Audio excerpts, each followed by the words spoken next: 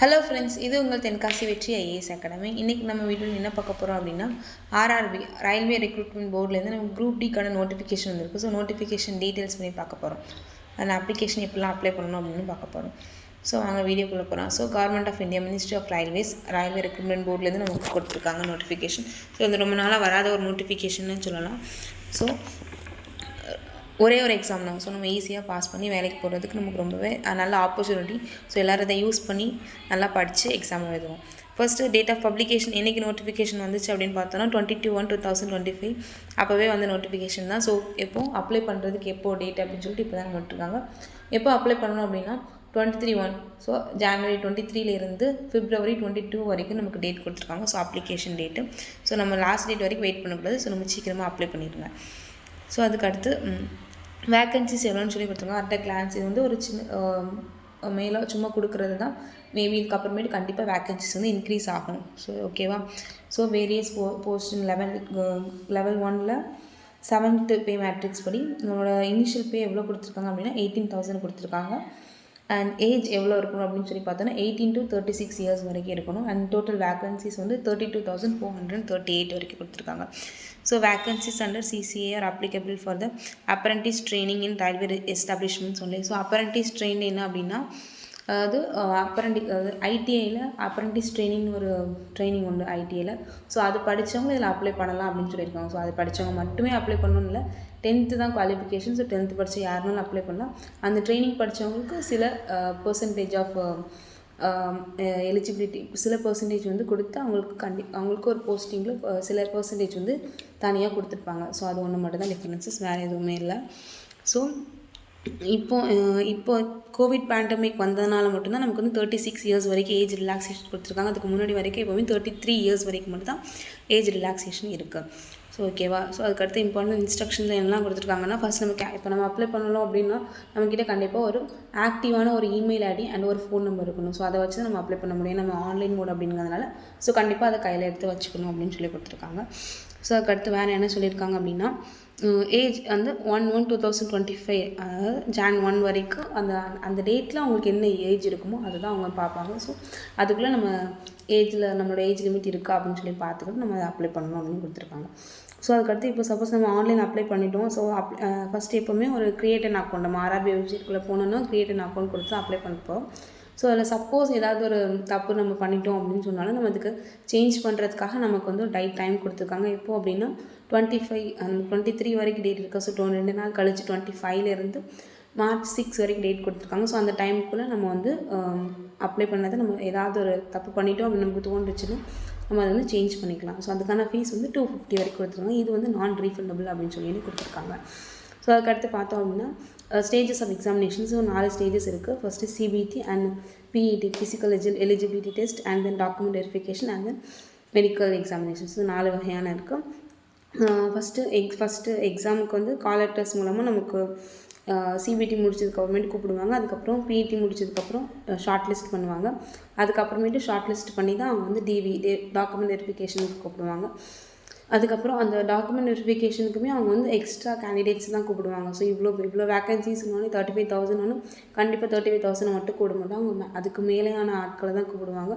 So நம்ம உள்ளே போயிட்டோம், டாக்குமெண்ட் வெரிஃபிகேஷனுக்கு போயிட்டோன்னே நம்ம வந்து நம்ம செலக்ட் ஆகிட்டோன்னு மைண்ட் செட்டுக்கு வரக்கூடாது. ஸோ அது வரைக்குமே நீங்கள் வந்து நம்ம ப்ரொவிஷனல் தான் அப்படின்னு சொல்லிட்டு அதை வந்து அவங்க கண்டிப்பாக மீன் பண்ணியிருக்காங்க. ஓகேவா.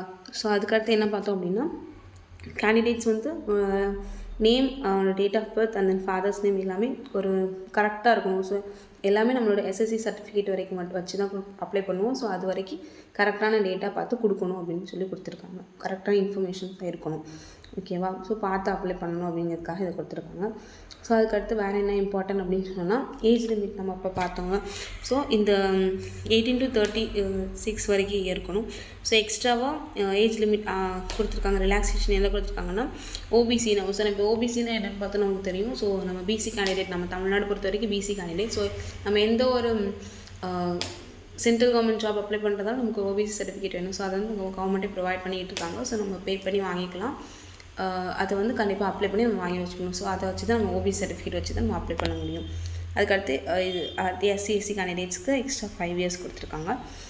ஸோ இதை மாதிரி எக்ஸ்ட்ராவாக ஏஜ் ரிலாக்ஸேஷன் கொடுத்துருக்காங்க. அந்த அதுக்கப்புறமேட்டு ஏஜ் குரூப் இந்த 18 to 36 இயர் பார்த்தோமோ, ஸோ அவங்க வந்து 1989க்கு முன்னாடி பிறந்திருக்கக்கூடாது அண்ட் 2007க்கு அப்புறம் பிறந்தவங்களாக இருக்கக்கூடாது. ஸோ இதுதான் அந்த டைம், இந்த ஏஜ் லிமிட் வந்து இந்த டைமுக்குள்ளே அவங்க பிறந்தவங்களாக இருக்கணும் அப்படின்னு சொல்லி கொடுத்துருக்காங்க. ஸோ அதுக்கடுத்து வேறு என்ன அப்படின்னு அந்த எஜுகேஷன் குவாலிஃபிகேஷன், டெக்னிக்கல் குவாலிஃபிகேஷன் ரெண்டுமே இருக்கிறவங்க தான் கண்டிப்பாக இதை அப்ளை பண்ணணும். ஸோ நம்ம 10th படித்தவங்க மட்டும் இல்லை, ஸோ 10th மேலேயும் படிச்சிருக்கலாம், ஆனால் 10th படிச்சிருக்கணும். அதுதான் இருக்கிறதுலே ஃபஸ்ட்டு குவாலிஃபிகேஷன் அவங்க அதுதான் பார்க்குறாங்க. ஸோ 10th தான் அப்ளை பண்ணிக்கணும்னு சொல்லிட்டு.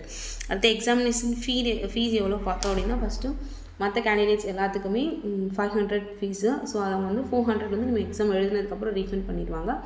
ஃபீமேலாக இருக்கும், டிரான்ஸ்ஜெண்டராக இருக்கும், ex service man and then SC/ST கேண்டிடேட்ஸுங்க எல்லாத்துக்குமே 250 ஃபீஸ். அந்த 250யுமே அவங்க எக்ஸாம் முடிஞ்சதுக்கப்புறமேட்டு ரீஃபண்ட் பண்ணிடுவாங்க அப்படின்னு சொல்லியிருக்காங்க. அதுக்கடுத்து modes of payment of fees எப்படின்னு சொல்லியிருக்காங்கன்னா, மோட் ஆஃப் ஃபீஸ் வந்து எல்லாமே ஆன்லைன் தான் அப்படின்னு சொல்லியிருக்காங்க. அப்புறம் எக்கனாமிக்கலி பேக்வர்ட் கிளாஸஸ்னால் என்ன சொல்லியிருக்காங்க, அவங்களோட ஆனுவல் இன்கம் வந்து 50,000க்கு மேலே இருக்கக்கூடாது. ஸோ அதுதான் எக்கனாமிக்கலி பேக்வர்ட் கிளாஸ், EBC அப்படின்னு சொல்லி டேர்ம் பற்றி சொல்லியிருக்காங்க. ஸோ அடுத்து ரீஃபண்ட் ஆஃப் எக்ஸாமினேஷன் ஃபீஸ் வந்து அப்போ ரீஃபண்ட் கொடுக்குறாங்க அப்படின்னா நம்ம அப்ளை பண்ணும்போதே நம்ம வந்து என்ன பண்ணியிருக்கணும் அப்படின்னா, நம்மளோட பேங்க் டீட்டெயில்ஸ் வந்து ரொம்ப கரெக்டாக கொடுத்துருக்கணும். ஸோ சப்போஸ் நம்ம தப்பாக கொடுத்துட்டு நம்ம ரீஃபண்ட் வரல அப்படின்னு சொல்லி நம்ம RRB மேலே எந்த குற்றச்சாட்டுமே வைக்கக்கூடாது. அதுக்காக தான் அவங்க கொடுத்துருக்காங்க.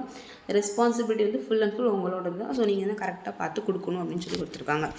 ஸோ அதுக்கடுத்து சப்போஸ் நம்மளோட பேமெண்ட்டில் ஏதாவது இஷ்யூ இருக்குது, போன மாதிரி காட்டுது, வரல, அந்த மாதிரி எந்த இஷ்யூனாலுமே நம்ம வந்து ஹெல்ப் டெஸ்க் நம்பர் கொடுத்துருக்காங்க. ஸோ அந்த நம்பருக்கு நம்ம கால் பண்ணி கேட்டுக்கலாம் அப்படின்னு சொல்லி கொடுத்துருக்காங்க. அடுத்து ரெக்ரூட்மெண்ட் ப்ராசஸில் என்னெல்லாம் கொடுத்துருக்கோம். இப்போ 4 வகையான டெஸ்ட் பார்த்தோம். ஸோ CBT ஒன்று, ஃபிசிக்கல் எலிஜிபிலிட்டி டெஸ்ட் ஒன்று, டாக்குமெண்ட் வெரிஃபிகேஷன் ஒன்று, mode of test, medical examinations. இந்த 4 வகையான டெஸ்ட்டாக பார்த்தோம். ஸோ CBTயில் என்ன இருக்கும் அப்படின்னு சொல்லி பார்த்தோன்னா, 90 மினிட்ஸ் டெஸ்ட் நமக்கு. ஸோ கம்ப்யூட்டர் பேஸில் மார்க்ஸ் வந்து 100 மார்க்ஸ். ஸோ நெகட்டிவ் மார்க்ஸ் உண்டு. நமக்கு TNPC மாதிரி இருக்காது. 1/3 ஆஃப் த மார்க் வந்து நமக்கு நெகட்டிவாக போகும்.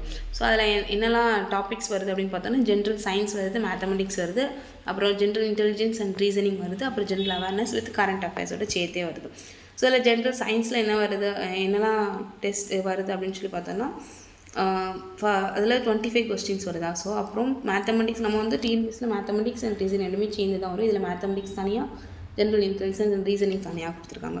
ஸோ என்னெல்லாம் வருது அப்படின்னு பார்த்தோன்னா, மேத்தமெட்டிக்ஸில் நமக்கு தெரிஞ்ச டாபிக் தான் எல்லாமே. 10th லெவல் அப்படிங்கிறத எல்லாமே தெரிஞ்ச டாபிக் தான். நமக்கு BODMAS and number system, அதுக்கு முன்னாடி நம்ம பார்த்தோம் சிம்பிளிஃபிகேஷன், நமக்கு போர்ட் மாஸ் வந்துடும். Decimals, fraction, LCM, HCF, ratio, proportion, percentages தெரியும், அப்புறம் டைம் அண்ட் ஒர்க்கு, SICA, நம்ம எல்லாமே நமக்கு தெரிஞ்ச டாபிக் தான். ஸோ அதுதான் மேத்தமெட்டிக்ஸில். ரீசனிங் பார்த்தாலும் அதுவும் நமக்கு எல்லாமே தெரிஞ்ச டாபிக் தான். ஸோ ஆல்ஃபா நியூமெரிக்கல் சீரீஸ், அப்புறம் கோடிங் அண்ட் டிகோடிங் நமக்கு தெரியும். அப்புறம் டிஃபரன்சஸ் கண்டுபிடிக்கிறது, சிமிலாரிட்டிஸ், அது எல்லாமே நமக்கு தெரிஞ்ச டாபிக் தான். ஸோ அதை தான் ஜென்ரல் இன்டெலிஜென்ஸ் அண்ட் ரீசனிங்கில். அப்புறம் ஜென்ரல் சயின்ஸை பொறுத்தாலும் நமக்கு ஃபிசிக்ஸ், கெமிஸ்ட்ரி, பயாலஜி எல்லாமே வந்துடும். ஸோ அதை தான் ஜென்ரல் சயின்ஸில் வரும். கரண்ட் அஃபேர்ஸும் ஜென்ரல் அவேர்னஸில் வித் கரண்ட் அஃபேர்ஸ் அப்படிங்கும்போது இப்போது ரீசெண்டாக உள்ள அந்த சயின்ஸ் அண்ட் டெக்னாலஜி, ஸ்போர்ட்ஸில், கேமிங், கல்ச்சர், அந்த மாதிரி எல்லாத்துலேயும் உள்ள கரண்ட் அஃபேர்ஸ் ரிலேட்டடாக நம்ம படிக்கணும். ஸோ அதுதான் general awareness with current affairs அப்படின்னு சொல்லி கொடுத்துருக்காங்க. ஸோ இந்த 4 வகையான டெஸ்ட்டு தான் நமக்கு உண்டு அப்படின்னு சொல்லியிருக்காங்க. அப்புறம் PET, ஃபிசிக்கல் எலிஜிபிலிட்டி டெஸ்ட்டில் என்ன கொடுத்துருக்காங்க அப்படின்னா, ஸோ PET வந்து இப்போ இது வந்து குரூப் D லெவல் அப்படின்னு போஸ்ட்னால சில வகையான ஃபிசிக்கலாக பண்ணுற வேலை இருக்கும். ஸோ அதனால தான் அவங்க வந்து ஒரு ஃபிசிக்கல் எலிஜிபிலிட்டி டெஸ்ட் வச்சுருக்காங்க. அதில் மேல் கேண்டிடேட்ஸ்க்கு என்ன சொல்லியிருக்காங்கன்னா, ஒரு சாண்ட் பேக் மாதிரி இருக்கும், அதை வந்து 35 kgs இருக்கும். ஸோ அதை நம்ம வந்து லிஃப்ட் பண்ணி நம்ம ஒரு 100 மீட்டர்ஸ்க்கு ஓடணும், இன் 2 மினிட்ஸில் ஓடணும். அதே மாதிரி ஒரு ரன்னிங் டெஸ்ட் வச்சுருக்காங்க. அது வந்து 1000 மீட்டர்ஸ் வந்து ஒரு 4 minutes and 15 secondsக்குள்ளே நம்ம ஓடணும் அப்படின்னு சொல்லியிருக்காங்க. அதே மாதிரி ஃபீமேல் கேண்டிடேட்ஸ்க்கு வந்து 20 kg இருக்க பேகை 100 மீட்டர்ஸ்க்கு அதே 2 மினிட்ஸில் இருக்கணும். அதுக்கப்புறம் ரன்னிங் அதே மாதிரி தான் 1000 மீட்டர்ஸ் வந்து இவங்க வந்து 5 minutes and 40 secondsக்குள்ளே ஓடணும் அப்படின்னு சொல்லியிருக்காங்க. இது ரெண்டும் ஃபிசிக்கல் எலிஜிபிலிட்டி டெஸ்ட்டாக கொடுத்துருக்காங்க. அதுக்கடுத்து இப்போ நம்ம அப்ளை பண்ண போகிறோம் அப்படின்னா நம்ம கையில் என்ன இருக்கணும் அப்படின்னு சொல்லியிருக்கோம்னா, ஃபஸ்ட்டு வந்து நம்ம ஒரு ஸ்கேன்டு ஃபோட்டோகிராஃபர், ஒரு எவ்வளோ சைஸ் இருக்கணும், அதோட பேக்ரவுண்ட் பிளெயின் பேக்ரவுண்ட், அது ஒயிட் பேக்ரவுண்டில் இருக்கணும். ஸோ அதை வந்து நம்ம எப்போது அப்ளை பண்ணுற மாதிரி தான். ஸோ கேப் இருக்கக்கூடாது, கிளாஸஸ் போட்ட மாதிரி இருக்கக்கூடாது. ஸோ KB வந்து 50 to 100 kbக்குள்ளே இருக்கணும் ஃபோட்டோகிராஃப் வந்து. அதுக்கப்புறம் சிக்னேச்சர், ஸோ ஒரு ரன்னிங் ஹேண்ட் ரைட்டிங்கில் சிக்னேச்சர் இருக்கணும், அது வந்து 30 to 50 kbக்குள்ளே இருக்கணும் அப்படின்னு சொல்லியிருக்காங்க. இது ரொம்ப இம்பார்ட்டன்ட்.